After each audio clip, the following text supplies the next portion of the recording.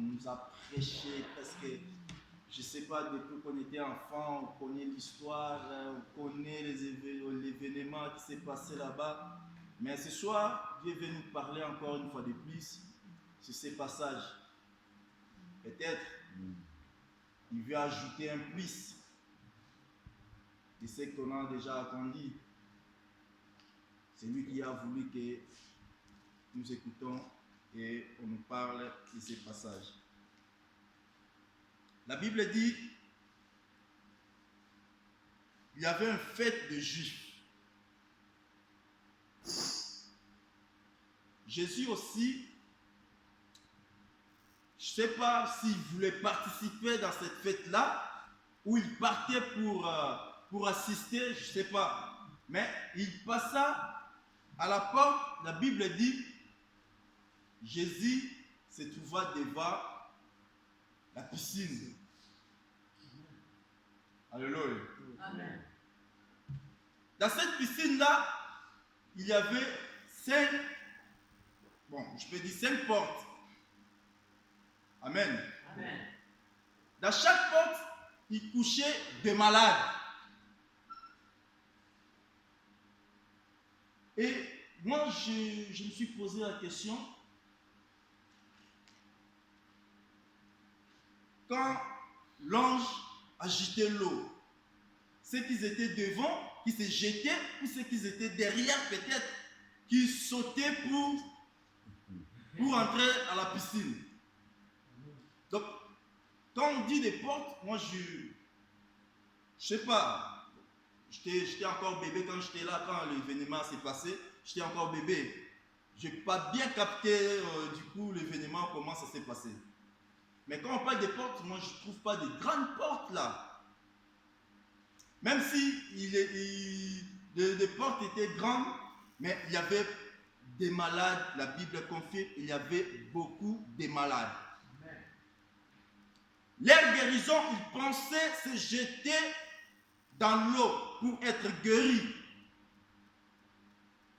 Mais la Bible nous confirme qu'il y avait un homme malade depuis 38 ans. Cet homme-là, sa maladie était plus vieux que Jésus, que l'âge de Jésus. Alléluia. Amen. Il a souffert pendant 38 ans. Je ne sais pas si cet homme-là avait 38 ans. Sa maladie a commencé depuis sa naissance. Ou il avait quel âge et il a souffert pendant 38 ans. Imaginons un peu aujourd'hui, quand on est malade, on fait 2 mois dans la maladie. On dit, ah, cet homme-là souffre beaucoup, hein. Ça fait au moins 2 ans, ça fait au moins 5 ans, ça fait au moins 10 ans qu'il est malade. Mais cet homme souffrait pendant 38 ans. Et la Bible confirme, cet homme ne marchait pas, il était sur son lit, couché pendant 38 ans. Alléluia. Amen. Bien-aimé, laisse-moi nous dire ce soir, la maladie, moi je le trouve comme des problèmes dans nos vies. Peut-être tu as un problème qui a duré pendant 5 ans, pendant 2 ans, pendant 1 mois, pendant 2 jours. Ça te préoccupe beaucoup. Tu n'as personne pour parler, tu n'as personne. Tu ne sais pas comment tu peux faire pour être guéri. Tu ne sais rien. Pendant que les gens vont chez les médecins, toi tu n'as rien, tu n'as pas un sémi, tu n'as pas de l'argent. Et ton souci, personne ne peut partager avec toi. Mais laisse-moi nous dire ce soir, il y a quelqu'un qu'on peut donner nos fardeaux. Et en retour, lui, il nous donne du repos. Il nous donne ce que nous cherchons. Il nous donne la guérison. Amen. Cet homme-là, c'est Jésus-Christ de Nazareth. Amen. Cet homme-là a souffert pendant 38 ans, couché dans son lit. Et pendant que l'ange agitait l'eau, les autres sautaient. Et ceux qui avaient des familles, ils jetaient leurs frères ou sœurs, je ne sais pas, pour être guéris. Mais cet homme-là était seul, couché dans son lit. Imaginons un homme couché dans son lit. Même si l'ange agitait l'eau, cet homme-là, il allait faire combien de temps là-bas? Parce qu'il n'y avait personne pour le jeter dans l'eau. Il voyait seulement comment les autres guérissaient. Il voyait comment les autres, leurs familles, les jetaient dans la piscine.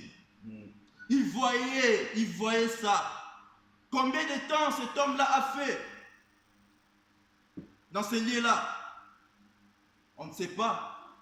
Mais on nous parle seulement de sa maladie qui a duré pendant 38 ans.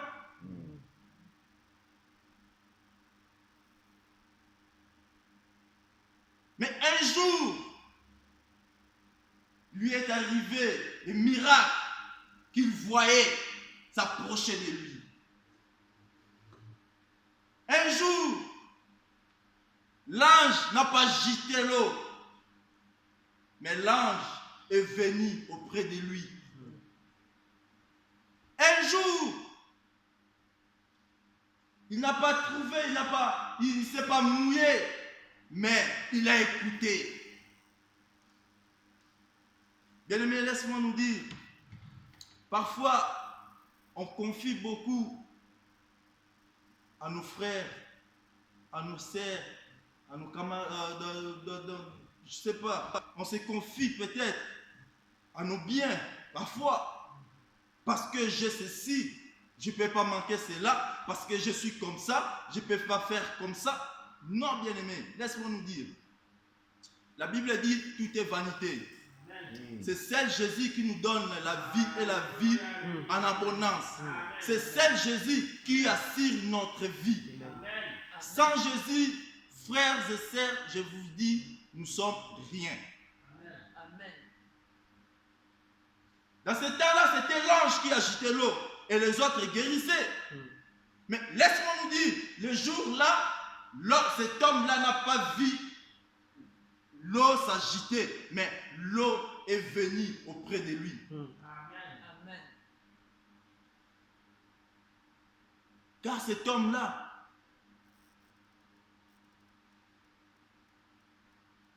de Jésus, c'est lui qui donne la vie. Et quand Jésus s'est approché de lui, la Bible déclare, cet homme-là était malade. Jésus, sachant que Jésus savait que sa maladie durait pendant 38 ans. Mais dans ce temps-là, Jésus avait, je ne sais pas, 32 ans, 33 ans. Mais il savait déjà que la maladie de cet homme dure pendant 38 ans. Il savait cela. Laisse-moi nous dire, nos problèmes, même si on voit que non, ça dure, ça fait longtemps qu'on a des soucis, ça fait longtemps qu'on a ceci, ça fait longtemps qu'on manque cela. Mais Jésus connaît ça. Amen.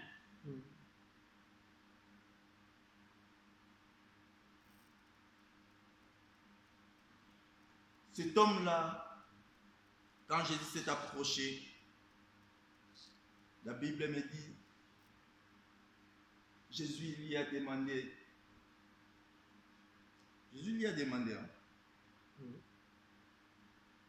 que veux-tu que je fasse de toi?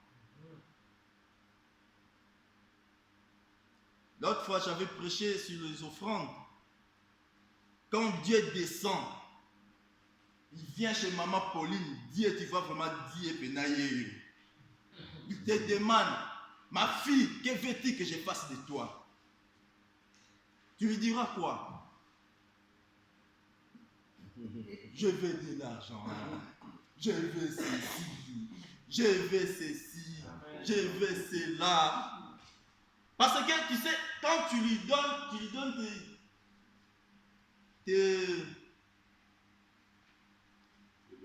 tes doléances, il va réaliser cela. Mais cet homme, Jésus s'est approché et dit, que veux-tu que je fasse de toi? Non, j'ai des personnes pour me jeter dans l'eau. Mais non, que veux-tu que je fasse de toi? Mais pas toi, tu me dis seulement ce que tu veux. Moi, je l'ai fait.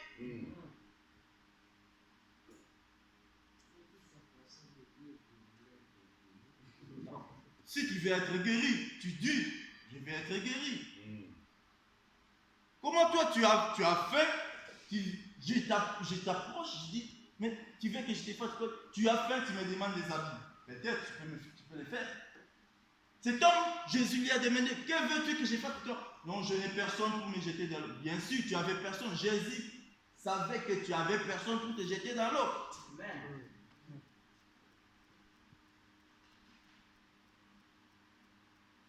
Il y a des fois, nos prières, il faut que nous les modifions. Jésus sait tes problèmes. Jésus connaît mes problèmes. Quand nous prions, il faut savoir placer nos doléances auprès de Jésus. Parce que lui, il sait déjà, voilà, frère Blanchard, il a le souci de ceci, il a un souci de cela, il veut être comme ça, il veut être comme cela. Mais c'est à toi maintenant de dire, c'est à toi maintenant de parler.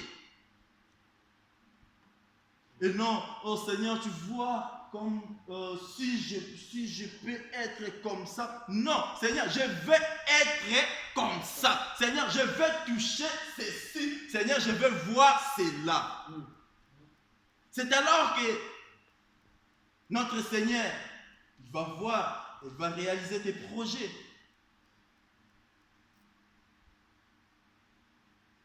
Il s'est approché devant cet homme. Que veux-tu que je fasse de toi? Non, je n'ai personne. Je n'ai personne. Oui, tu as personne. Mais prends ton lit et marche.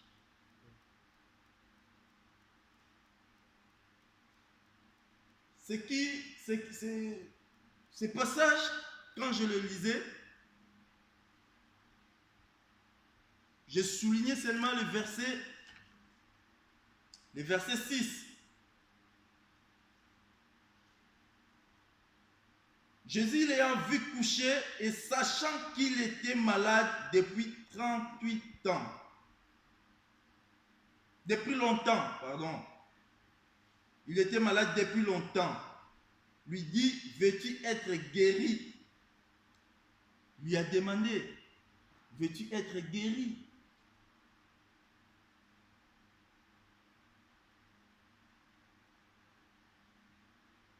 Ce soir, Dieu veut nous parler. Dieu nous demande si nous pouvons être guéris. Ta prière de ce soir, c'est toi-même qui sais, qui connais comment tu vas les formuler. Mais Jésus nous demande seulement si nous voulons être guéris. La guérison n'est pas seulement si on est malade. Oui, on peut être malade. Nous voulons la guérison. Mais ici, nous parlons, on peut généraliser. On parle maintenant de nos problèmes. Jésus veut guérir ou Jésus veut nous donner encore l'espoir. Là où on a un peu, on est fatigué. Là on voit comme si, oui, là où on est désespéré. Là on voit comme si ça ne marche pas. Jésus veut encore nous donner la force d'avancer toujours. Écoutez, un jour Jésus passait, il a entendu un homme qui criait, fils de David, aie pitié de moi. Jésus s'est arrêté, il a tourné, qui crie cela? Qui crie comme ça? Et il avait là un aveugle qui criait à Jésus, aie pitié de moi. Moi, je vais avoir pitié de quoi? Moi, je ne te connais pas. Mais Jésus savait qu'il y avait un aveugle qui voulait reprendre la vue. Et quand Jésus lui a guéri, la Bible dit, celui-ci avait un manteau et il a jeté son manteau pour courir parce qu'il était guéri. Il a laissé son manteau. Mais ici, Jésus dit à cet homme-là, lève-toi, prends ton lit et marche. Non. Jésus pouvait dire, tu es guéri, tu peux aller et laisse ton lit. Mais Jésus a dit, prends ton lit et marche. Donc, il faut amener ton lit parce que le lit, c'était un lieu sûr pour cet homme-là. Pendant 38 ans, cet homme-là n'avait pas du repos. Pendant 38 ans, cet homme-là ne dormait pas bien. Il veillait toujours sur son lit. Maintenant que Jésus lui a dit, tu es guéri, tu prends ton lit, tu marches, il faut que cet homme-là reprenne encore son sommeil. Sur son lit là. Le même lit qui ne lui donnait pas un bon sommeil. C'est le même lit que Jésus a dit, prends ton lit et marche. Il faut prendre ton lit, tu l'amènes là. C'est ce lit-là que tu vas dormir avec. Il ne faut pas le laisser. Si tu laisses le lit là, tu vas dormir où?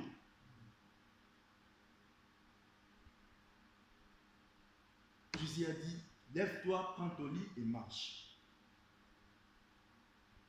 Il a pris son lit, il a marché, il est parti. Je me suis dit, waouh, le lit, c'est un mystère aussi, hein. Un homme peut aller travailler fatigué, même si tu dors sur ton canapé, mais en fin de compte, tu vas dormir sur ton lit. C'est là où tu vas bien te reposer. Le lit, c'est un lieu sûr pour qu'un homme se repose. Le lit, c'est un lieu sûr pour qu'un homme puisse s'étendre. Jésus comprenait cela. Il n'a pas voulu que cet homme-là laisse le lit. Il a dit oui, pendant 38 ans, tu as souffert. Pendant 38 ans, tu n'avais pas un bon sommeil. Maintenant que tu es guéri, il faut reprendre ton lit. Va dormir sur celui-là. Tu auras un bon sommeil maintenant là.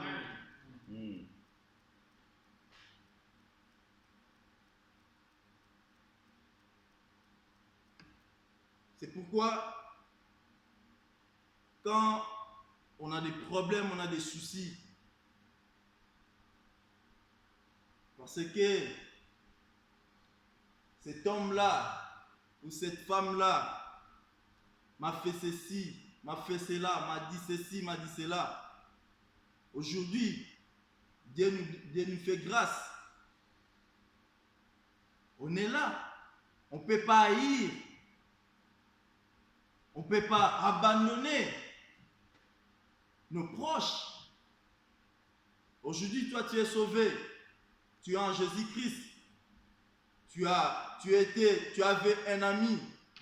Jusqu'aujourd'hui, cet ami-là n'a pas encore accepté Jésus-Christ. Mais pendant le temps que tu étais avec lui, tu voyais que tout marchait bien, tout était bien. Mais ton ami, maintenant il est où? C'est ton lit aussi. Quand toi tu es guéri, il faut les prendre aussi. Toi tu es guéri, tu laisses le lit et tu t'en vas en courant. Parce que tu es guéri, tu laisses le lit, mais tu n'auras pas de repos. Quand tu vas voir ton ami est en train de souffrir, tu n'auras pas toujours du repos. Si tu veux avoir un bon repos, quand tu vois ton ami, quand tu es guéri, tu prends aussi ton ami, tu l'amènes aussi en Jésus-Christ. Là, tu auras une conscience un peu tranquille de dire oui, on était 3, on était 2. Voilà, nous tous, on est en Jésus-Christ. Nous tous, on est guéris. Et cet homme-là, même son lit aussi était guéri. Parce qu'il a ramené son lit dans le lit. S'il laissait le lit là, il y aura quelqu'un d'autre qui pourra se mettre là sur son lit. Mais il est guéri avec son lit.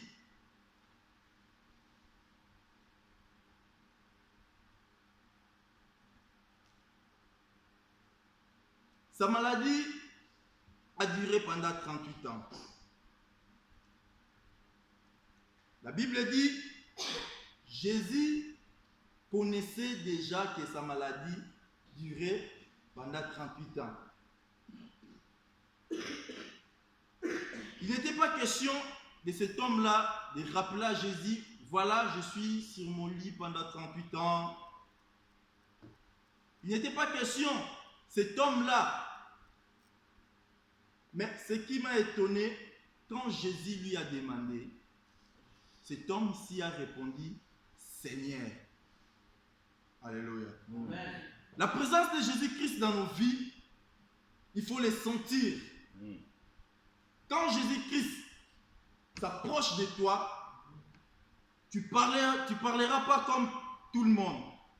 Tu ne sentiras pas la même chose qu'une personne d'autre peut s'approcher à toi. La présence de Jésus-Christ, tu sentiras, s'il te parle, tu sentiras que celui-ci, c'est le Dieu vivant qui me parle. Amen. Cet homme-là ne connaissait pas Jésus-Christ. Peut-être il a attendu parler de Jésus-Christ, mais il n'a jamais vu Jésus-Christ. Mais quand Jésus-Christ s'est approché à lui, il lui a dit, il a répondu, Seigneur.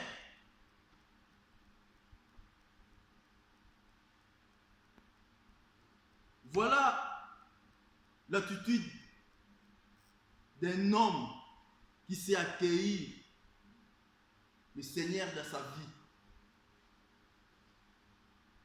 Quand Jésus-Christ nous parle, quand la parole est prêchée, il faut sentir la présence de Dieu en nous.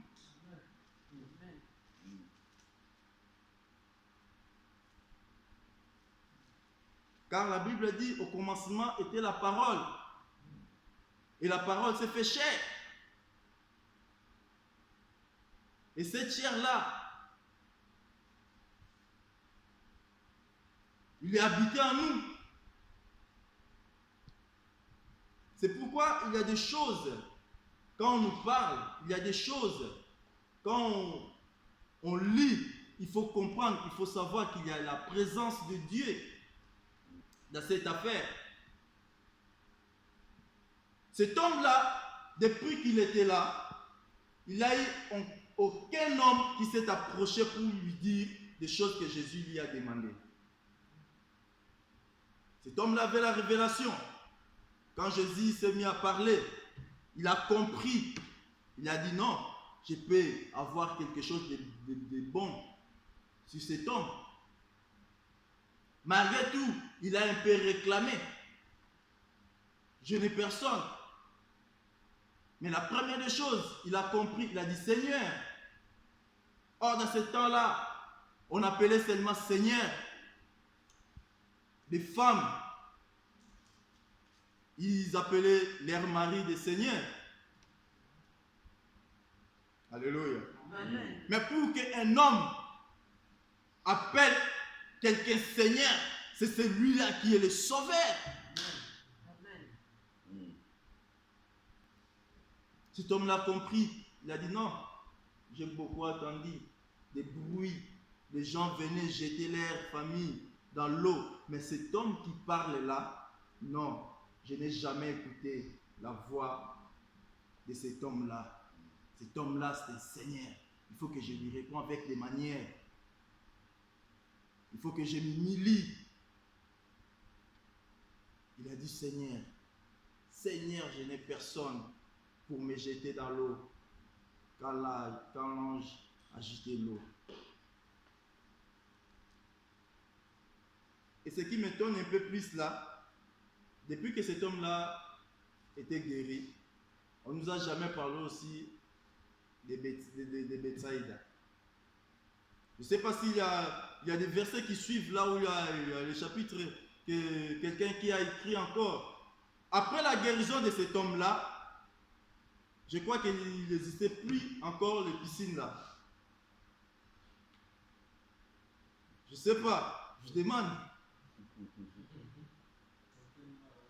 Mais ce qui, à ma connaissance, depuis que cet homme était guéri, et l'ange n'agitait plus encore l'eau. Parce que ils ont vu là l'eau, l'ange,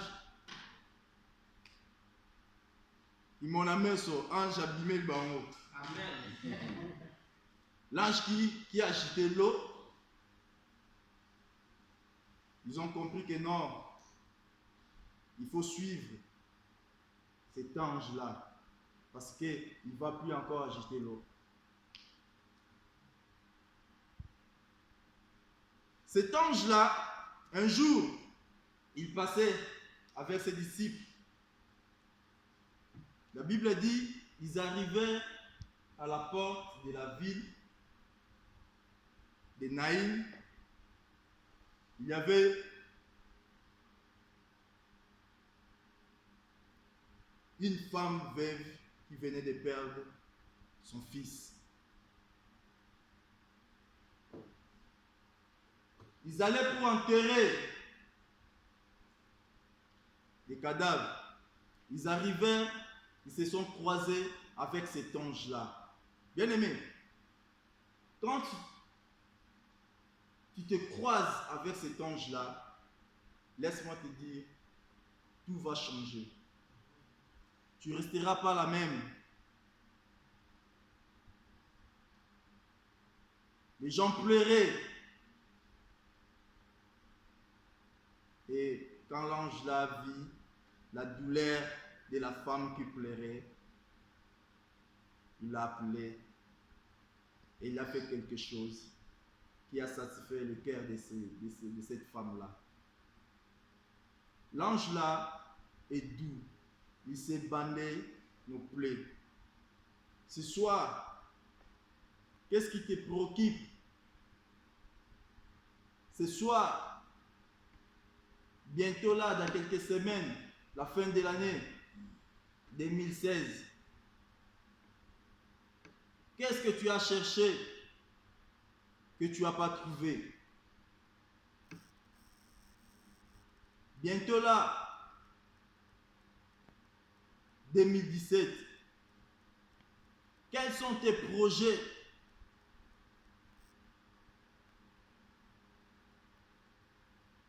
Comme avait dit cet homme, je n'ai personne pour me jeter dans l'eau. Parfois, tu te dis que oui, moi aussi, je n'ai personne pour me soutenir. Tu peux te dire, oui, j'ai personne. Tu peux dire, oui, je ne sais pas où commencer. Mais laisse-moi te dire, tu as quelqu'un.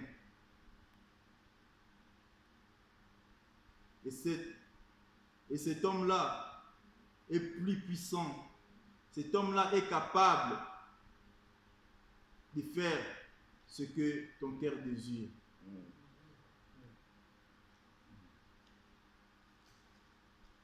Voilà un peu.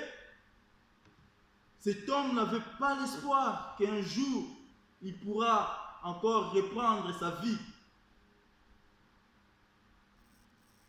La vie qu'il a perdue pendant 38 ans.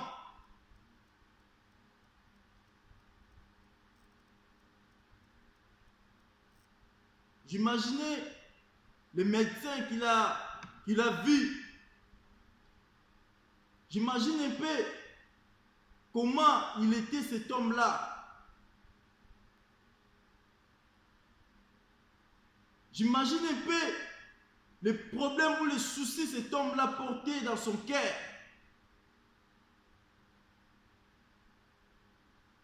Un homme, 38 ans, sans marcher, il mangeait comment? Il s'habillait comment? Comment est-ce qu'il prenait sa douche? Parce qu'il n'avait personne. Mais regarde toi et moi, on marche, on mange, parfois on travaille, on gagne quelque chose. Est-ce que nos soucis, on peut les comparer aux soucis de cet homme-là? Peut-être il a perdu l'espoir, il avait perdu l'espoir. Mais quand cet homme-là est arrivé, il a repris encore, moi je dirais la vie. Parce qu'il était, les gens le considéraient comme inutile. Mais ce jour-là,